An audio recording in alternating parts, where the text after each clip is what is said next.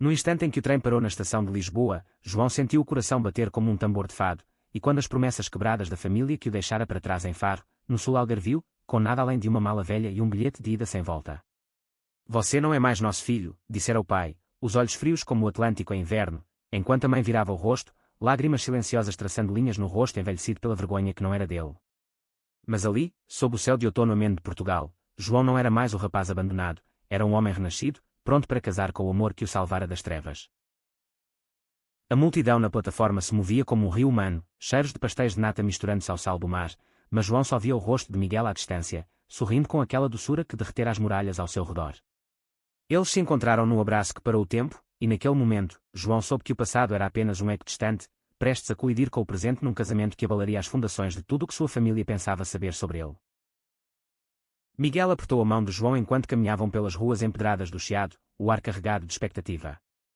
Hoje é o dia em que mostramos ao mundo que o amor não se curva às sombras, murmurou Miguel, sua voz um bálsamo contra as memórias que ainda cutucavam como espinhos. João assentiu, mas no fundo, uma dúvida latejava, e se a família aparecesse? E se o perdão fosse só uma ilusão, um véu fino sobre o abismo da rejeição? Eles haviam-se conhecido 2 anos antes, num café escondido em Alfama, onde João, recém-chegado e perdido, derrubara acidentalmente o copo de café de Miguel. Daquele tropeço nascera uma amizade improvável, florescendo em amor num país onde o Tejo testemunhava segredos há séculos. Enquanto subiam as escadas íngremes rumo à casa de família de Miguel, no bairro Alto, João recordava os primeiros dias. Ele chegara a Lisboa com o peito oco, dormindo em abrigos precários, trabalhando como entregador de bicicleta pelas colinas traiçoeiras da cidade. A família o abandonara após uma briga explosiva em Faro, onde confessara sua orientação sexual numa ceia de Natal que virara pesadelo. O irmão mais velho, Pedro, o acusara de trair os valores da família, e a irmã, Ana, chorara como se ele tivesse morrido. Sozinho, João pegara o trem noturno, jurando nunca olhar para trás. Mas Miguel, com seus 28 anos, olhos castanhos que pareciam guardar os segredos do fado e um emprego como designer gráfico num estúdio em Belém, vira nele não um estranho, mas um reflexo de suas próprias lutas. Você já pensou em convidá-los? Perguntou Miguel naquela noite, enquanto preparavam um jantar simples de bacalhau à brás, o aroma enchendo o pequeno apartamento com luzes penduradas como estrelas. João parou, a faca suspensa sobre a cebola. Eles me jogaram fora como lixo. Por que os deixaria entrar agora? Mas Miguel, sempre o pacificador, insistira, o amor verdadeiro não guarda rancor, ele transforma. Envia o convite. Deixa o destino decidir. Relutante, João o fizera, um envelope simples com o endereço da igreja de São Roque, onde o casamento seria celebrado no dia seguinte. Sem resposta, ele pensara que era o fim. Mal sabia que era apenas o começo de uma tempestade. A manhã do casamento amanheceu radiante, o sol de dezembro filtrando-se pelas persianas como uma bênção.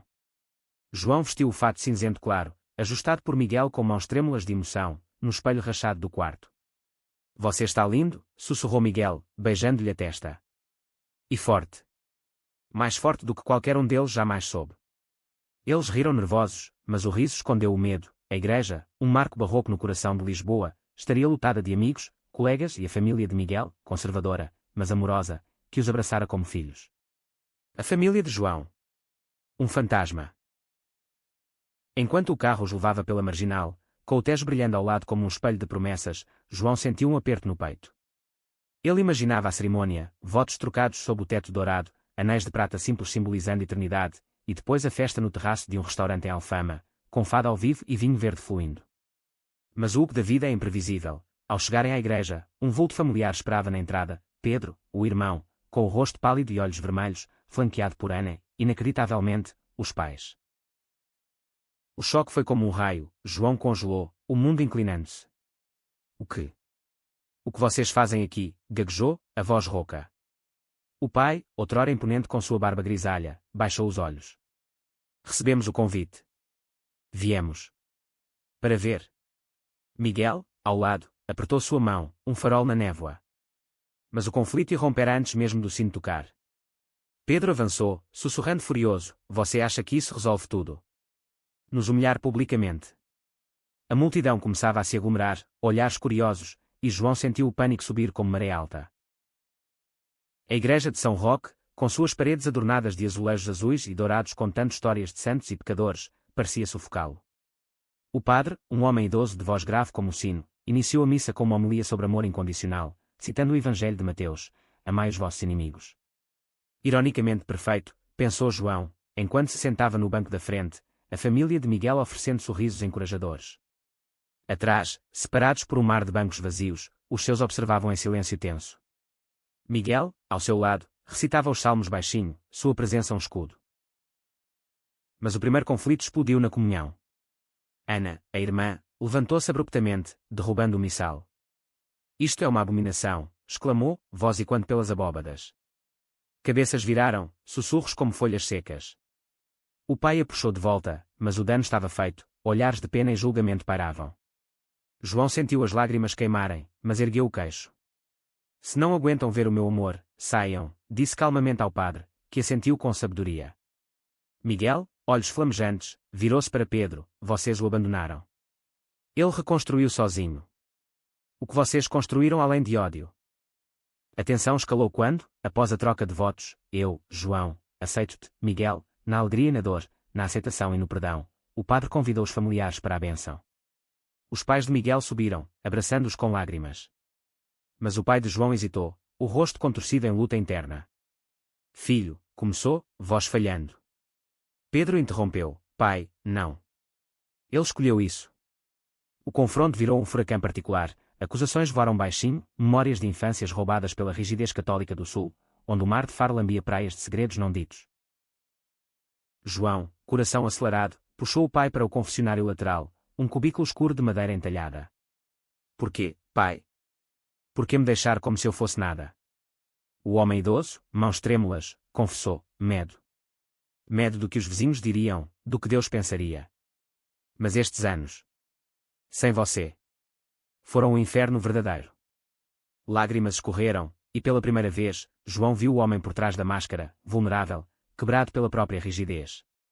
Miguel esperava do lado de fora, ouvindo fragmentos, seu próprio passado de rejeição familiar e quando, ele perdera um irmão para o vício após uma briga similar, anos antes em Coimbra. O almoço na festa, num terraço com vista para o castelo de São Jorge, era um campo minado. Mesas adornadas com flores de laranjeira e velas tremulando ao vento leve, o fado de uma cantora rouca preenchendo o ar com melancolia. Amigos de João, um grupo eclético de ativistas LGBTQ+ de Lisboa, brindavam à resiliência, mas a família sentava-se isolada, pratos intocados. Ana, bebendo vinho tinto como se fosse antídoto, aproximou-se de Miguel, você o envenenou contra nós. Ele riu amargamente. Não, a vida o fortaleceu. Vocês poderiam aprender.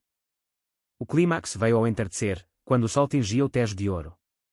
Um convidado, um primo distante de Miguel, tocava viola no improviso de fado original, cantando versos sobre amores proibidos e retornos impossíveis. João, dançando devagar com Miguel, sentiu o peso dos olhares. Então, Pedro levantou-se, microfone na mão, voz trêmula, eu errei. Abandonei meu irmão quando ele mais precisava. Mas hoje, vejo o homem que ele se tornou. Silêncio caiu, pesado como névoa.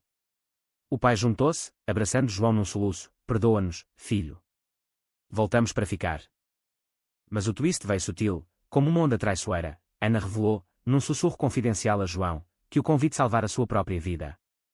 Ela, casada com um homem intolerante, sofrera abusos por anos, inspirada pela coragem de João para finalmente divorciar-se. Você nos mostrou o caminho da liberdade, disse, e naquele instante, laços se refizeram, não perfeitos, mas tecidos com fios de compreensão frágil. A noite avançou em risos cautelosos, danças sob estrelas, e conversas que curavam feridas antigas. João e Miguel, de mãos dadas no parapeito, viram Lisboa pulsar abaixo, cidade de fados e revoluções, de amores que desafiavam o tempo. O casamento não era só a união deles, era renascimento de uma família fragmentada, provando que o amor, mesmo gay, mesmo rejeitado, podia chocar e transformar. Enquanto as luzes da cidade começavam a acender-se como vagalumes, João puxou Miguel para um canto afastado do terraço, o som distante do fado misturando-se ao riso agora mais solto dos convidados. Acreditas que eles ficaram? Perguntou, a voz ainda carregada de incredulidade. Miguel sorriu, traçando o contorno do rosto dele com o polegar. O amor tem um jeito de arrastar as pessoas de volta, mesmo as que fogem mais rápido. Mas por trás da serenidade, Miguel guardava seu próprio segredo, uma carta amassada no bolso, de um ex-namorado de Coimbra, ameaçando revelar um passado que poderia abalar tudo. Dias antes, enquanto João finalizava os arranjos florais na igreja, Miguel recebera o envelope sem remetente. Lembras-te de nós, Mig? Ou o teu novo brinquedo apagou tudo? As palavras cortavam como navalha, reabrindo cicatrizes de um relacionamento tóxico que terminara em violência verbal, anos atrás. O ex, Ricardo, um pintor volátil de 30 anos, nunca aceitara o fim, e agora, sabendo do casamento via redes sociais, prometia aparecer para reivindicar o que é meu. Miguel escondera a carta, temendo que João, já frágil com a família, desabasse. Mas o destino, caprichoso como o vento do Tejo, tinha outros planos. Na festa, enquanto brindes ecoavam à família encontrada, Ricardo surgiu na escadaria, um vulto alto e desgrenhado, olhos injetados fixos em Miguel. O choque foi mútuo. João, notando a rigidez no parceiro, seguiu o olhar. Quem é ele? Miguel engoliu em seco. Alguém do passado. Ignora. Mas Ricardo não ignorava, aproximou-se da mesa principal, voz alta o suficiente para atrair olhares. Parabéns, amor da tua vida. Mas e eu? O primeiro que te ensinou a amar de verdade. Murmúrios se espalharam como fumaça, e o pai de João, ainda tentando se redimir, levantou-se confuso. O conflito irrompeu num canto sombreado, longe das velas. Ricardo, cheirando a vinho barato e raiva antiga, agarrou o braço de Miguel. Tu me deixaste por causa da família conservadora tua, e agora casas com este estranho de Faro. João, coração martelando, interveio. Ele não é teu. Solta-o. Pedro, surpreendentemente, juntou-se, empurrando Ricardo para trás. Saia daqui, homem. Isto é uma celebração, não um circo. A briga verbal escalou, revelando camadas. Ricardo acusava Miguel de traição, mas era ele quem traíra primeiro, com mentiras sobre lealdade e promessas vazias. Miguel, forçado a confrontar o fantasma, contou tudo a João ali mesmo, voz quebrada. Ele me destruiu, João. Me fez duvidar de mim, de quem eu era. Saí de Coimbra por causa dele, vim para Lisboa para recomeçar. Contigo. As lágrimas caíam, e João, em vez de raiva, sentiu compaixão, a mesma que ele pedira à família. Abraçou-o forte. Então, acabamos com isso juntos. Chamaram a polícia discretamente. Ricardo, bêbado e histérico, foi levado, gritando maldições que ecoaram na noite. A família de João, testemunha voluntária, viu não fraqueza, mas força. Ana, olhos úmidos, aproximou-se depois. Eu sei o que é um passado que te persegue. Meu ex ele me isolou, me fez acreditar que eu não valia nada. Ver-te enfrentar isso, irmão, me dá coragem. O pai, assentindo, confessou mais. Eu fui como esse Ricardo, outrora. Rígido, controlando. Abandonei-te por medo de perder o controlo. Conversas fluíram até madrugada, com vinho e fado como mediadores, sendo fios de perdão. Mas o twist maior veio na lua de mel planejada para Sintra, dias depois. João e Miguel, num palácio romântico de contos de fadas, receberam uma visita inesperada. O avô de João, de Faro, idoso e frágil, chegara de comboio. Ouvido o casamento pelo correio. Não podia morrer sem te ver feliz. Ele trouxera uma caixa antiga, cheia de cartas, as de João criança, sonhando com príncipes, que o avô guardara em segredo. Sempre soube quem eras, neto. E amei-te por isso. Enquanto caminhavam pelos jardins úmidos de Sintra, neblina envolvendo as torres, João sentiu as peças encaixarem. A rejeição da família não era o fim, mas o catalisador para uma rede mais ampla de amor, amigos. Miguel, agora até raízes redescobertas. Miguel, curado pelo confronto com Ricardo, propôs um podcast conjunto sobre superação LGBTQ+ em Portugal, inspirado na noite do casamento. A tua história chocou-os. A nossa pode inspirar milhares. De volta a Lisboa, a vida seguiu com novos ritmos. João começou terapia familiar, Pedro visitava mensalmente, Ana divorciou-se e mudou-se para a capital, encontrando apoio num grupo de mulheres queer. O casamento, com seu choque inicial, provara que o amor gay não só sobrevivia, mas florescia, transformando abandonos em uniões indestrutíveis. Meses após o casamento, Lisboa acordava com o bulício habitual de elétricos rangendo nas colinas, mas para João e Miguel, cada manhã era uma vitória quieta. O apartamento no bairro Alto, agora adornado com fotos do casamento, eles dois sob o arco da igreja, família ao fundo em poses hesitantes, servia de lembrete diário. João trabalhava como guia turístico, contando histórias de heróis LGBTQ+ escondidos na tapeçaria lisboeta, de poetas como António Boto a ativistas modernos. Miguel, seu estúdio florescendo com projetos de identidade visual para o ONGS Queer, sentia-se completo pela primeira vez. Mas o conflito latente surgiu numa carta de Faro. O tio de João, um homem austero de negócios no Algarve, recusava-se a reconhecer o casamento. Isso mancha o nome da família, escrevera, ameaçando cortar heranças. João riu amargamente ao ler para Miguel durante o pequeno almoço de pão com queijo da serra. Mais um fantasma. Miguel, porém, viu a oportunidade, confronta-o, mostra que o nosso amor é mais forte que heranças.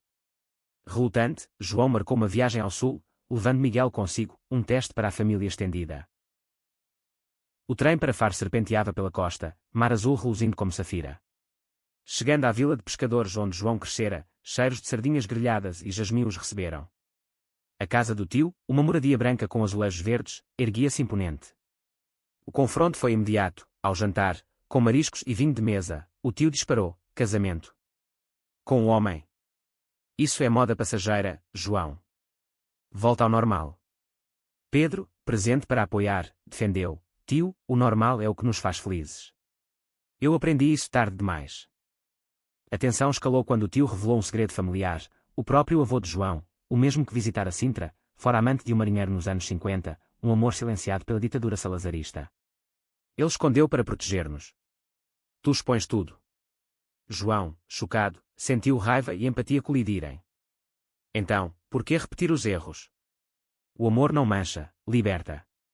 Miguel, calmo, mostrou fotos do podcast que lançavam, Amores Escondidos de Portugal, histórias de casais que iam sobrevivendo à opressão. O tio, olhos suavizando, confessou solidão após a morte da esposa: talvez eu tema o que não entendo. O twist veio à noite, numa praia deserta sob estrelas. O tio, embriagado pelo vinho e pela verdade, admitiu ter um filho adotivo, um rapaz trans de 19 anos escondido em Lisboa, com medo de rejeição. Ajuda-me a trazê-lo para casa. João, lágrimas nos olhos, abraçou: somos família, tio. De todas as formas. De volta à capital, o rapaz, agora Sofia, juntou-se ao círculo, trazendo frescura e risos, provando que o choque do casamento propagava ondas de aceitação.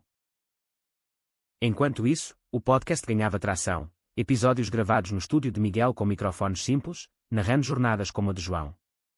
Um convidado surpresa, Ana, contando sua fuga do casamento abusivo, inspirada pelo irmão. O teu sim ao amor me deu forças para dizer não ao ódio. Os downloads subiram, de Lisboa a Porto, e quando em comunidades que do Minho ao Alentejo. Mas um novo conflito surgiu: um ativista radical online acusou o casal de branquear a causa ao incluir família conservadora. Comentários venenosos inundaram as redes: traidores. Perdoar homofóbicos. João, ferido, questionou tudo durante uma caminhada no Parque Eduardo VII. Estamos errados, Miguel. Em perdoar. Miguel parou, mãos nos ombros dele: não. O perdão não é fraqueza, é revolução. Mudamos-os de dentro. O clímax online veio num live. João confrontou o troll, revelando que o branquear era, na verdade, a ponte para conversões reais. O tio agora doava para abrigos LGBTQ+, Sofia marchava no PRID. A audiência explodiu em apoio, e o episódio viralizou, chocando até a família distante. Na primavera, com cerejeiras florescendo no Rocio, João e Miguel celebraram o aniversário de casamento com um piquenique familiar ampliado. Pedro trouxe namorado, um professor de história gay, Ana, uma parceira lésbica de Setúbal. O pai, mais leve, tocou viola amadora, cantando fado de Amália adaptado, Amor que vence o mar e o medo. O amor de João, outrora abandonado, florescer em legado. O verão chegou a Portugal como uma amante ardente, com festas de São João em Porto e fogueiras no Algarve, mas para João e Miguel, era tempo de raízes profundas. Eles decidiram comprar uma casa pequena em Cascais, perto do mar, um refúgio onde o Atlântico sussurrava segredos de salvação.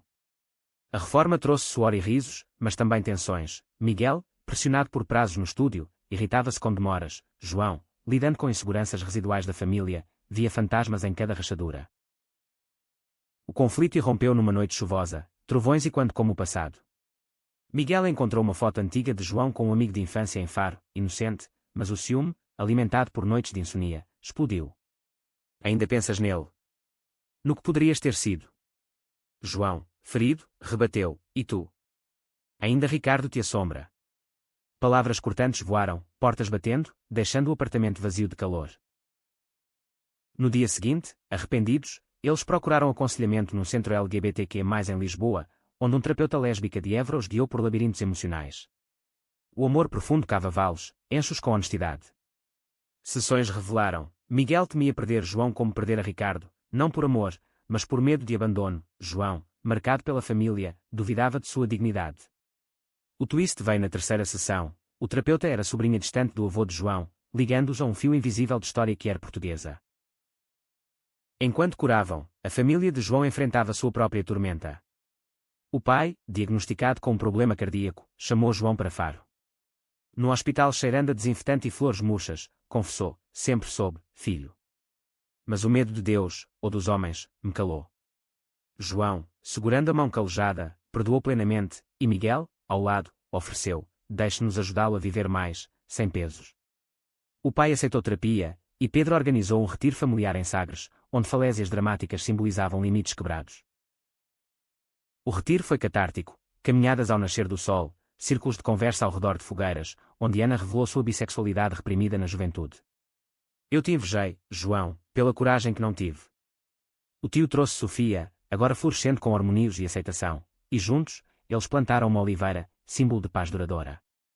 Mas o clímax veio numa tempestade noturna, raios iluminando o mar. O pai desabafou sobre um amor juvenil não correspondido por um companheiro de escola, silenciado pela sociedade dos anos 70. Eu fui covarde. Não serei mais. De volta a Cascais, a casa renovada recebia a família para um churrasco de domingo, risos misturando-se ao som das ondas. O podcast evoluiu para um livro, Ecos do Tejo, Histórias de Amor Quer, com capítulos sobre o casamento chocante. Um editor em Porto publicou, e o lançamento em Livraria Bertrand, a mais antiga do mundo, lutou com rostos diversos, de jovens ativistas a idosos curiosos. Mas um novo conflito surgiu. Um político conservador, em campanha no Alentejo, usou o livro como munição contra a decadência moral. Entrevistas difamatórias acusavam João de dividir famílias. A pressão midiática os isolou. Miguel sofreu burnout. João questionou o ativismo. Num café em Belém, pastéis quentes esfriando, eles debateram: vale a pena o ódio público? O twist, o político, pressionado por eleitores jovens, convidou-os para um debate em Évora. Lá, com a Catedral Gótica como pano de fundo, João falou: meu casamento chocou minha família, e os uniu. O amor não divide, multiplica. O debate viralizou, convertendo o político a um aliado relutante, prometendo leis mais inclusivas. A vitória fortaleceu-os, e na praia de Cascais, sob estrelas, Miguel ajoelhou-se, não para propor, mas para renovar votos informais. Por todos os conflitos, eu escolho-te sempre. O outono trouxe colheitas de gratidão. Sofia começou a universidade em Lisboa, morando com eles. Ana abriu um café que era em Setúbal. O amor de João, de abandono a choque, ser uma tapeçaria de resiliência. O inverno de 2026 caiu suave sobre Portugal, com chuvas que lavavam as ruas de Lisboa como lágrimas purificadoras, mas para João e Miguel, era estação de reflexões profundas. O livro tornara as vozes públicas, palestras em universidades de Coimbra a Faro lotadas de rostos ávidos por histórias de superação. No entanto, a fama trazia sombras. Um stalker anónimo enviava mensagens ameaçadoras, e quando o abandono inicial de João. Vocês vão cair como eu caí, lia-se, sem assinatura, mas com toques pessoais, referências ao casamento. O conflito cresceu quando, numa palestra no Porto, o stalker apareceu, um ex-colega de João de Faro, invejoso e amargurado, que se revelara gay após o escândalo familiar, mas culpara João por expor todos. Tu fugiste, eu fiquei e apanhei os cacos, gritou no QIA, microfones capturando o caos. A plateia ofegou, seguranças intervindo, mas o dano emocional era profundo. Miguel, protetor, levou João para casa num táxi noturno, o Douro Negro ao lado como espelho de medos. Em Cascais, isolados pelo mar agitado, eles enfrentaram a crise. João mergulhou em depressão, questionando se sua visibilidade valia o risco. Miguel, assombrado por Ricardo, temia padrões repetindo-se. Terapia conjunta revelou raízes. Ambos, órfãos emocionais de famílias disfuncionais, projetavam medos no outro. O terapeuta sugeriu um retiro em Monsanto, a aldeia mais portuguesa, entre granitos ancestrais. Lá, caminhando por trilhas de xisto, eles reconstruíram conversas ao redor de lareira, contando medos como contos de fadas sombrios, transformando-os em lições. O twist veio numa carta do stalker, interceptada pela polícia, não ódio puro, mas pedido de ajuda disfarçado. O homem, deprimido e isolado, vira no casal esperança negada a si. João, contra conselhos, encontrou num café neutro em Leiria, com Miguel ao lado. Eu não fugi para te deixar, fugi para sobreviver, explicou. Horas de diálogo fluíram, e o homem juntou-se ao podcast como convidado anónimo, sua história de isolamento no sul chocando ouvintes. Enquanto isso, a família expandia laços. O pai de João, recuperado, casou-se com uma viúva de Faro, uma mulher bissexual saída do armário aos 60, amiga de Ana. O casamento deles, numa capela simples, espelhou o de João, família unida, sem choques, apenas aceitação. Pedro, agora pai de um filho via adoção com seu parceiro, pediu João como padrinho, fechando o círculo. Mas o clímax maior veio no Pride de Lisboa, junho vibrante com bandeiras arco-íris dançando no Rossio. João e Miguel lideravam uma marcha, mas uma contramanifestação conservadora, liderada por um padre radical, bloqueou o caminho com cartazes de pecado. Tensões subiram, polícia alertada, mas João subiu num carro de som. Meu casamento chocou minha família, e os mudou. O amor choca para curar. A multidão rugiu, e surpreendentemente, o padre, tocado por uma história pessoal sussurrada por um paroquiano, baixou os cartazes, iniciando o diálogo. A marcha prosseguiu triunfante, com Sofia dançando à frente, Ana beijando sua parceira publicamente. Na noite, fogos sobre o Tejo celebraram não só orgulho, mas evolução. O Stalker, agora amigo, gravou um episódio ao vivo, do ódio ao abraço. Primavera trouxe renascimento, o casal adotou um cão resgatado, batizado Tejo, e planejou viagens, Évora para vinhos, Douro para vinhas. O podcast virou série de TV na RTP, alcançando lares conservadores, chocando e convertendo. O amor de João, de abandono estadual à União Nacional, provava, choques constroem pontes eternas. O ciclo das estações completava-se, e com o verão de 2027, João e Miguel olhavam para um futuro fértil como as planícies alentejanas. A série de TV, Ecos do Tejo, estreara com audiência recorde, episódios filmados em locações autênticas, de praias de Faro a miradores de Lisboa, narrando jornadas que com atores que viviam as dores reais. João, agora roteirista convidado, via sua história no ecrã, o trem para Lisboa, o abraço no Chiado, o choque familiar na igreja. Mas o conflito final surgiu sutil, uma gravidez surpresa na família. Ana, fertilizada via inseminação, esperava uma filha, e pediu João e Miguel como pais de coração. Quero que ela cresça sabendo que o amor transcende tudo. Alegria misturou-se a medo, seriam bons modelos, com seu passado de rejeições. Miguel, que sonhara com paternidade, hesitou, e se repetirmos erros? João, tocando a barriga crescente de Ana num jantar em Setúbal, respondeu, seremos melhores porque conhecemos o custo. O retiro familiar em Sagres repetiu-se, agora com barriga proeminente e risos de crianças, o filho de Pedro correndo pelas falésias.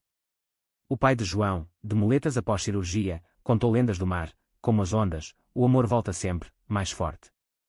O tio trouxe Sofia, agora ativista universitária, e juntos, debateram o futuro da criança, educação inclusiva, viagens por Portugal para ver diversidade. O twist veio inesperado, durante filmagens em Faro, o diretor revelou ser primo distante de Ricardo, o ex de Miguel. Ele mudou após o episódio do podcast. Vive em Silves, casado com um homem, dono de galeria de arte. Uma visita surpresa, Ricardo, envelhecido mas sereno, pediu desculpas num café à beira-mar. Eu era o monstro do meu próprio medo. Vocês me mostraram o caminho. O perdão coletivo chocou, curando feridas antigas como bálsamo. O nascimento da sobrinha, batizada Esperança, em setembro chuvoso de Lisboa, uniu todos no hospital, João segurando o bebê, Miguel sussurrando fado de ninar, família ao redor em círculo de luz. Ela é o nosso choque final, prova de que o amor gera vida. Anos fluíram, Esperança cresceu correndo no Rossio, Sofia graduou-se em Direitos Humanos, o podcast virou fundação ajudando jovens abandonados. João e Miguel, grisalhos mas de mãos dadas, casaram-se novamente no Renoal em São Roque, família completa, sem fantasmas. O título da vida deles. De abandono em outro estado a choque no casamento, e além, um legado de amor que Portugal inteira celebrava. Pois no fim, o amor gay não choca para destruir, choca para renascer.